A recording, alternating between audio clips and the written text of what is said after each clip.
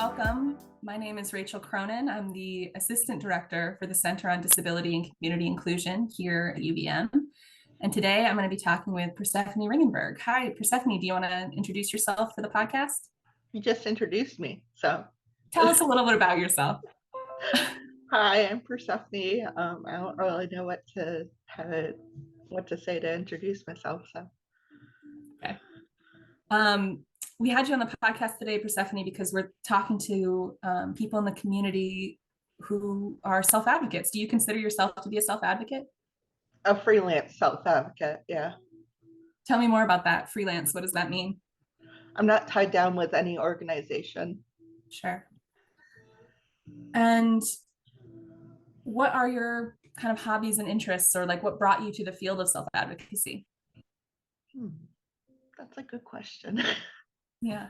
I took a leadership course and learned how to advocate better. I strongly advocate for people with epilepsy and the mental health community. So. Is that because you have experiences with that directly, Persephone? Yes. Yeah. You're petting your dog, right? Yeah. I just wanted to make sure. You can't see the dog in the video, and I just want to make sure people understand what you're doing. Yes, my dog's right next to me. What's your dog's name? My service dog, Willow. She's your service dog? Mm-hmm. So you said you took a course in self-advocacy or how to be a better advocate. Can you tell me more about that course? It was one that was put on through, I think it was partially through Green Mountain Self Advocates, and then I'm not sure if developmental did it, was part of it as well.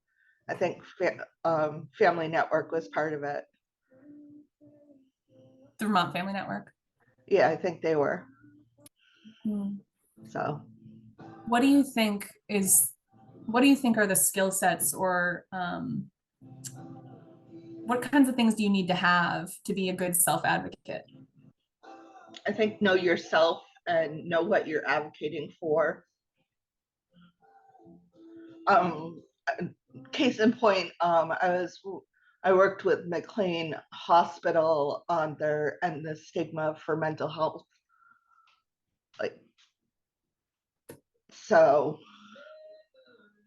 Like finding different avenues in which, like, where exactly you want to advocate, and finding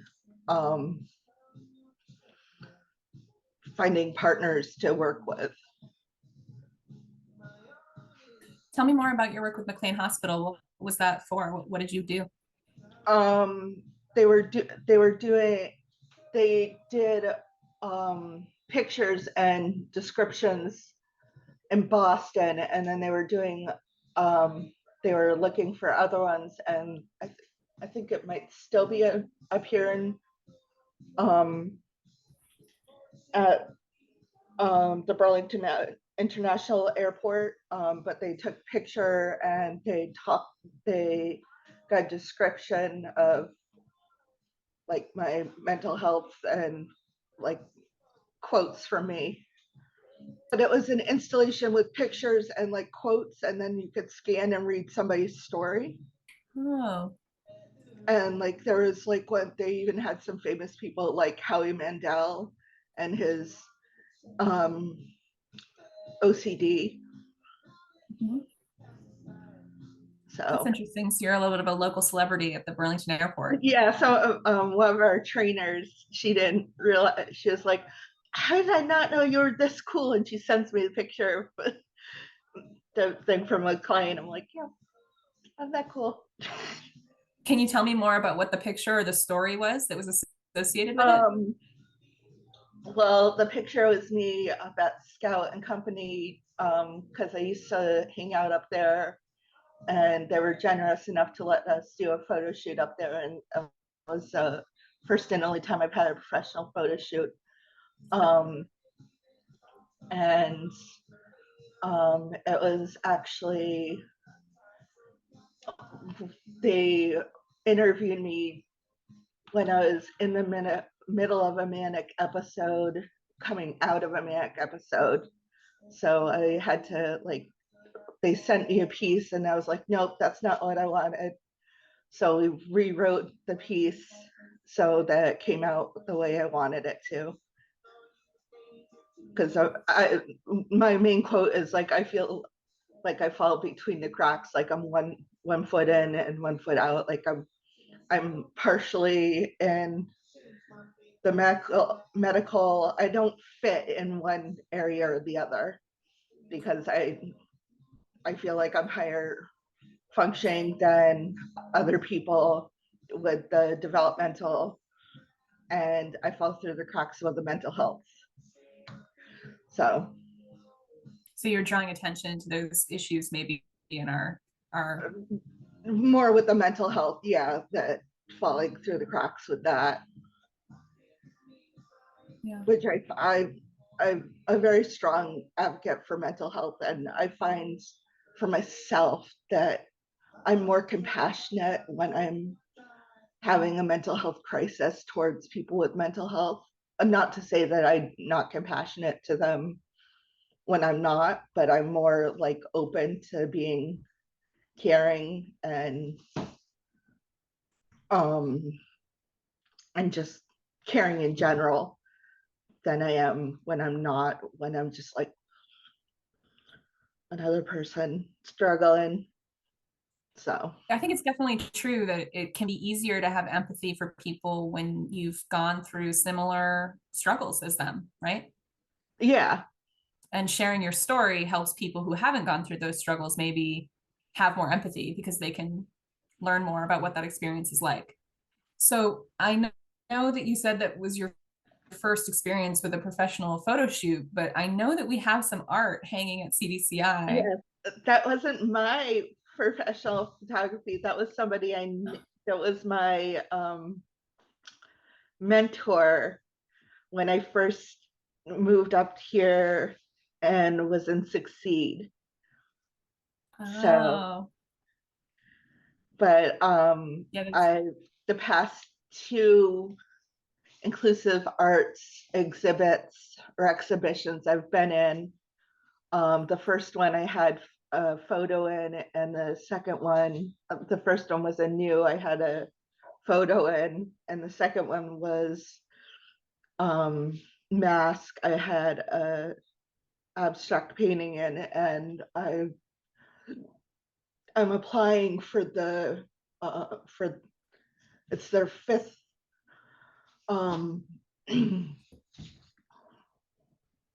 fifth one, but it would be my third one if I got in, which is cycle, and I'm hoping to have a set of 3 pictures to go into that one. so tell me more about your art. Do you mostly do mixed media or do you do Yeah, photography or? mixed medium, a little bit of everything. Like depending what I feel like. It's easier for me to do photos because it's a way for me to just remember and express myself and how I see the world.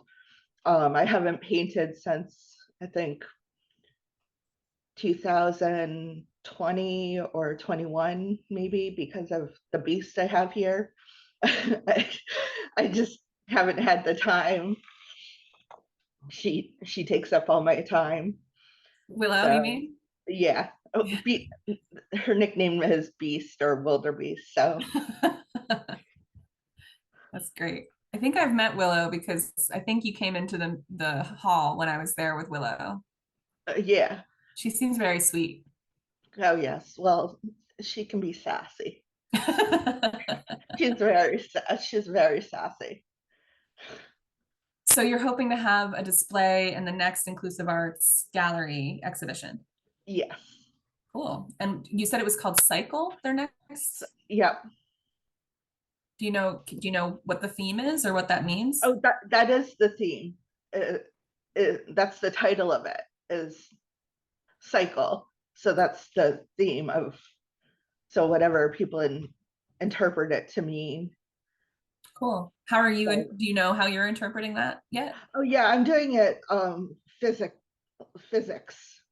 Oh, So I'm doing it with I the first time I entered, I used photos from the fair, and this time I'm also entering photos from the fair of hair suspension. oh, interesting. Tell me more And about that. I don't know that I know what that is. it's where literally people are hanging from their hair. It's tied, pulled up, and there's a thing carabiner in there, and they're hanging from their hair. Whoa. That must have been cool to see. It sounds kind of Yeah. scary. So the different positions that they were doing. Yeah. And then you said you did a submission for Inclusive Arts for their masked display. Yep. Can you tell me more about that? Um, that one I'm also waiting to hear whether or not, because Berlin, not Berlin, Barry's hireability was interested in my piece, so I haven't gotten it back. um, but it was a um, abstract painting called Panic, which I did like right at the beginning of the pandemic. And it was funny because I was paying attention to the news, and my mom was like, I was like, we need to stock up on stuff. And my mom's like, oh no, it's not gonna be that bad. The pandemic. Like she's like, we'll be fine. And then it comes up to be like 4 years later, and I think it was much more intense than a lot of people expected it I was going. know my mom was just like, no, it's not gonna be bad. Why do you need a mask and stuff? All these different things. I'm like, are you not paying attention? Yeah. I know when before the COVID had really come to the United States, there was some messaging going out that we shouldn't be wearing masks because we want to save them for the healthcare providers, right? And how Right, quickly that changed to be like, no, no, no, everyone should be wearing right, masks. right. Yeah. Like I was like staying home, and the first mask I actually got was from a acquaintance friend of mine. They were like asking who needs masks. I paid them, and that turned out to be small. And then I got some other one. I had ones made that my dog tore apart. Oh, Once I got her, she took out the things. Yes, she gets into stuff. Um, wildebeest. I got some good ones. I got one that was a pit bull on the face, and then I had one that said, um, "I'm sorry, I'm rusty on my people skills."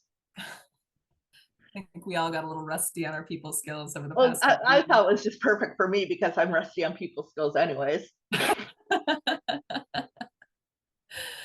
years. So do you want to talk about how you feel about mask mandates now at this point in the pandemic?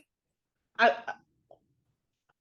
I respect people that wear them.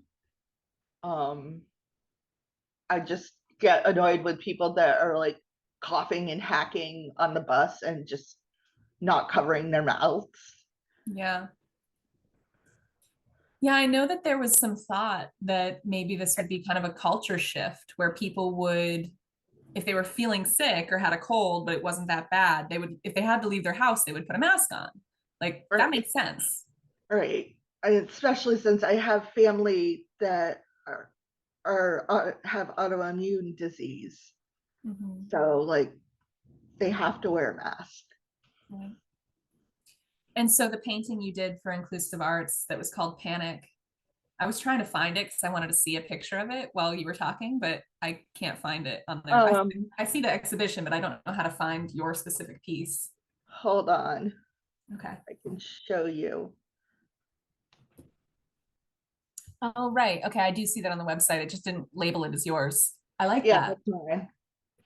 I can see why you would call it Panic too. I really feel that. Yeah, I've got tons of photos for sale. Most of my paintings are for sale. They're one of a kind. It's sort of like my journaling. How do you sell them, Persephone? People can just buy them from me. Like, From your Instagram? yeah, well, they can contact me, and then like my my the old receptionist at my doctor's office wanted a piece of my art, and so I brought her one, and she gave me a check for it, and she was like, you should pedal around the hospital with your art. Yeah. Get a little And cart. yeah, and like I made a piece for my neurologist of neurons, abstract of what I think a neuron looks like, and I gave that to him, and I might give I've got to give him another piece of art for his retirement next year. That's nice. So yeah, but yeah, just contact me, and they could maybe Venmo my mom or yeah. I have Facebook, but they're two different ones that are the same one, World Through My Eyes. But also Instagram has pictures, and just let me know which ones you want, and I could print them out. Do you want to share your Instagram handle for people? Um, oh, sure. It is World Through, which is spelled THRO, my eyes, and it's Okay. all I'm one world. gonna find you and follow you. It also might show up as just Through My Eyes. Hmm. So when is the exhibition for It's Cycle? um 2024. Okay. I know at the beginning of the pandemic, Vermont Tent Company had a bunch of tablecloths that they were donating to people who would sew them into masks, and I ended up picking up tablecloths and sewing masks for people. That's what a crazy time. I cooked a lot. I baked a lot during the pandemic. I would go home because there was no respite or staffing. So I would go home, and my mom ended up getting paid for that time. Oh, They were doing that time. I think it was Eris or the government was doing like, because families were being paid for that, for taking care of their children or their family members that were not getting services. So I would go home, and this was before she moved to her new apartment. This is when she was in her would be considered mobile home, even though it was stationary. And I baked brownies, baked pound, I think it was pound cake, something. Yeah, I think lemon pound cake, mm. um, cookies, all sorts of different things. And I was just like whipping it up, like each day a different thing. And That, I only did it with the help of my mom because I've lost my cooking skills, and it was a progressive thing. This is why I advocate for epilepsy, and I'm try to be as much involved with the Epilepsy Foundation as I can, due to my seizures. And it wasn't like one seizure, do this. It was like a progression of it. Like, I'm afraid I'm going to have a seizure in front of the stove and burn myself. I can't cut anymore. I've lost all the skills. Like, I used to cook a lot and make different things. Now I don't do it. Like, yeah, so that must be hard. it really is. Like, I found joy in it. I went to technical school for cooking, and now all those skills are gone. I'm sorry. It's So okay. it was a pandemic hobby of yours. It was, yeah. It was a fun pandemic. I made some gluten-free stuff for people that really enjoyed it. My uncle is celiac, so we made him some using King Arthur flour and made him lemon raspberry. No, it was just lemon pound cake and brought it down to them. I also am gluten-free because I have an autoimmune disorder and I love baking. And King Arthur's measure for measure flour is such a good substitute. I'm supposed to be gluten free, but I'm bad. It's too hard to give up bread. Once I had surgery, it was just like I can't do the gluten free stuff. It's too hard to do it. So I was just like, I just went back to eating gluten because like I have the celiac gene, so I'm playing Russian roulette each time I eat gluten. Like, Yeah. am I going to get celiac disease? Snake eyes. I think that makes sense actually. My dad says to me, if you already have to give up things, so like if there's already things you're missing out on for one reason or another for health issues, don't give up anything else that you don't have to give up. So, My uncle, he says he thinks of gluten as poison, and don't waste it on like McDonald's or something. If you're going to eat gluten, eat something that's really good. And I I was just like, I screwed up. I should have chugged down on that when I was in Disney because mm, I had their glue. We went to a really expensive place prior to the fireworks. We went for my niece's 5th birthday last year. And the only thing that was good on my plate was the butterscotch pudding. Everything else was horrible. And I asked my mom, was were your guys' desserts good? They're like, yeah. Like mine was horrible. I should scored in on the cashed in on the gluten yeah. if we were gonna pay that much. And then my sister and my mother, this on our last day in Disney when we had dinner together at a diner. They're like, those are some expensive mashed potatoes because that's all I was eating. Oh I couldn't no. find anything on the buffet that I wanted That's funny. except for some broccoli raw. And then I discovered the pork belly. I was like, these are good, but nothing else is really looking good to me. But yeah. That's funny. I do say when I'm traveling that I allow myself to eat gluten because I'll never be able to get that stuff again where I'm going. Oh yeah. Well, I know I'm gonna be getting my gluten fixed when I get Cronin donuts to go to when we go to Maine. Mm. They they although their gluten-free ones are pretty good too, but their donuts are it's a family tradition to always go there and then Those go to the Maine diner. are they potato donuts? Is that the thing in Maine? I don't think theirs are. These are homemade donuts. Um, and they change their hours for off season. It's different than on season, Sure.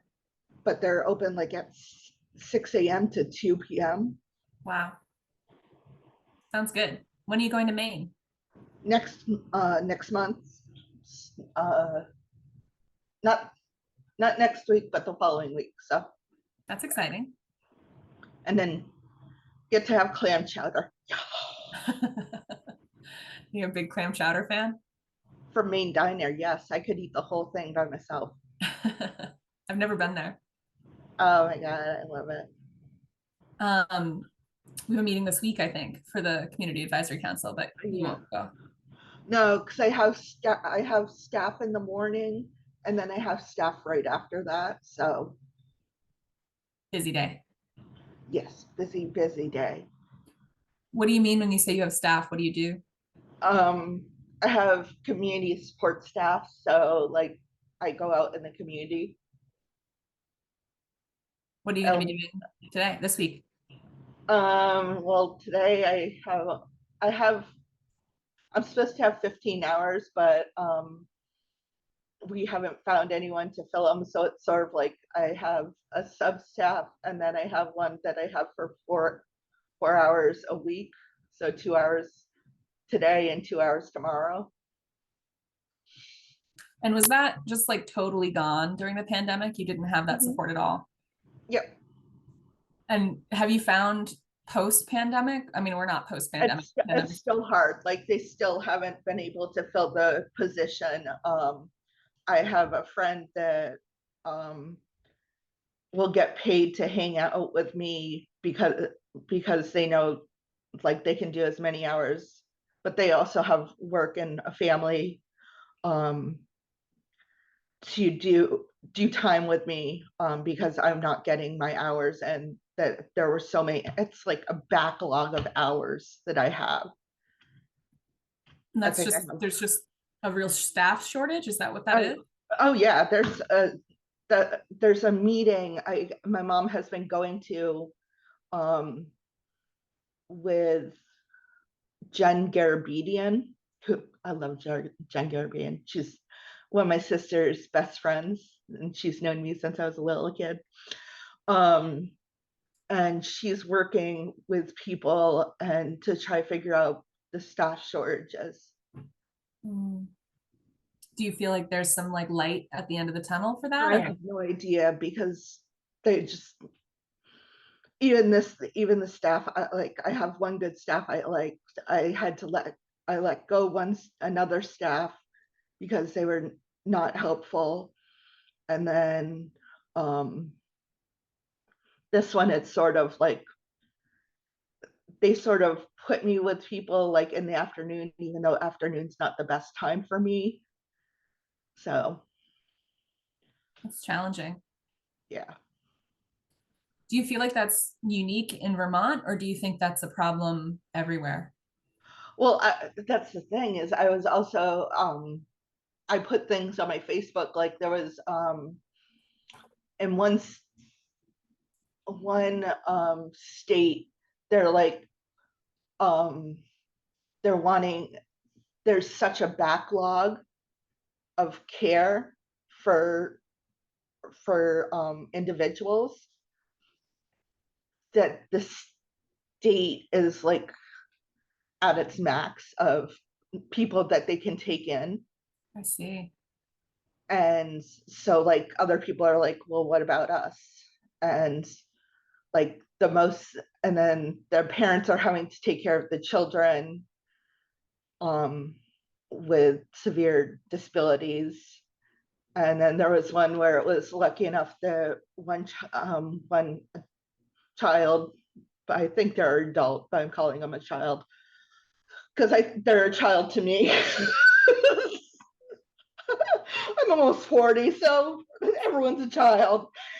Um, so they were lucky enough to get a support for them so that they could get a job and help them at home. But like other places, they're still like, what about us? Like, can't be watching my child 24/7. I need Yeah. to be working.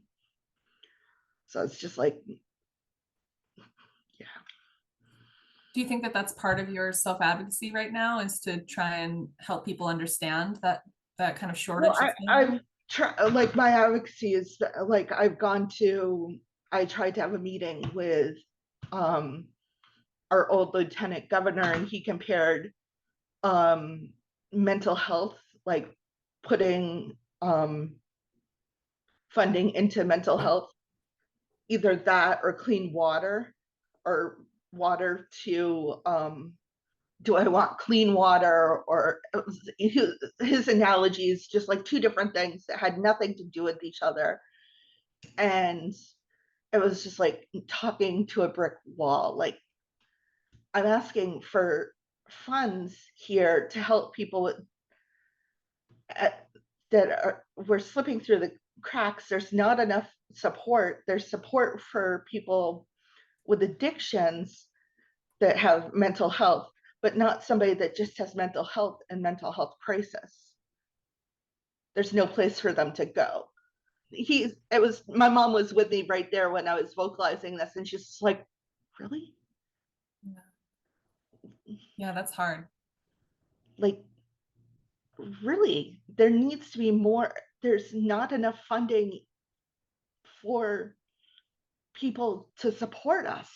Like, I brought that up, and he's just like comparing it to water and stuff like that. I'm like, there's already so little funding going into to Howard and into the mental health stuff, and they're trying to squeeze it out, and you're trying to take out even more. That's true. Yeah. I mean, I understand that there's probably lots of priorities when you're running a state, right? There's lots of things that people need to focus on, but it's the job of our elected officials to balance that and find support for the things that need it, right? Yeah, and listen to their patrons or the people. Yeah, their constituents. Yes. So yeah, it sounds like we've got some time to get people to start advocating for Vermont law reform or reform in our state to have more funding for mental health issues. Yeah. Yeah. Well, it was really great talking to you, Persephone. Thank you for recording this podcast with me. You're welcome.